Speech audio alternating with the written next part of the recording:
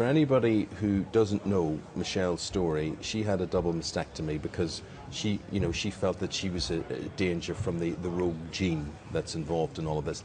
And we had Matt Roberts on before the break, and you're also a fitness bunny. I mean, you're in there in the gym all the time, and he was talking about DNA testing for your fitness.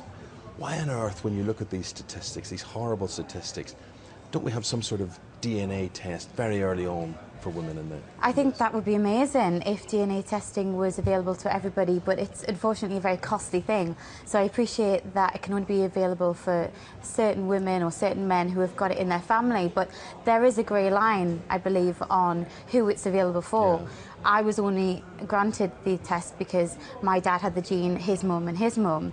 But if there wasn't that direct line, and if there was a vague line somewhere else, I wouldn't have been offered it. And that's when I think we get into the danger zone of women who may carry the faulty gene but never get tested. And how long, Michelle, is it since your operation? I had it last November.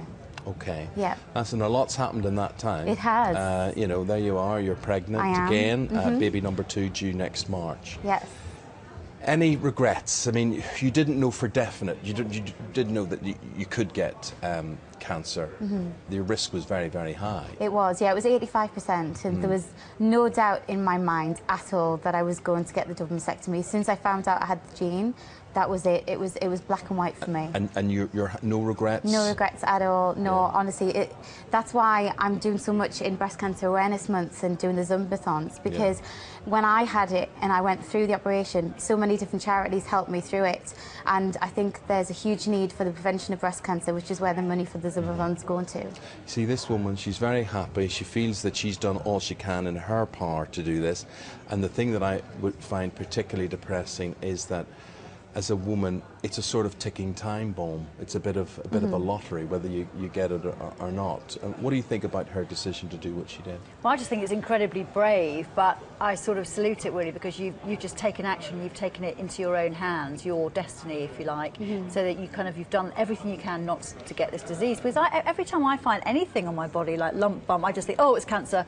You kind of assume that you will get it. I think a lot of women just think, well, I know I'm going to get it at some point. I just have to try and find it as quickly as possible. Yeah, it's a process of elimination, and if a double mastectomy meant that I lowered my chances from 85% to 1 or 2%, absolutely, it's a no-brainer. It's a no-brainer, yeah. But you know, you're talking about awareness, and thankfully we all know people, and we were talking to 2 professors yesterday who were saying that early detection is the key, because treatments are just getting better and better, and doing what you're doing and making people think. What would you say to people who wouldn't normally do Zumba, wouldn't normally maybe think about this, try and put this at the back of their mind? What would you say to them today? I'd say that whatever you can get yourself involved in Breast Cancer Month, whether it's coming along to the Zumbathons or whatever you can do for charity, the great thing about this is that it's going to be fun.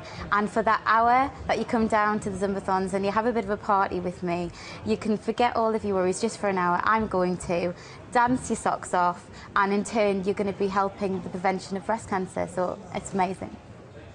And just in terms of how can people find out more about it? I mean, Eamon's keen to go. Oh yeah, well if you go to partyinpink.com, all so I the have to wear my pink shorts, do I? Yeah, you have to. Well, you don't have to come in pink, but it would be nice. I think you should. If everyone came in pink, it would be awesome.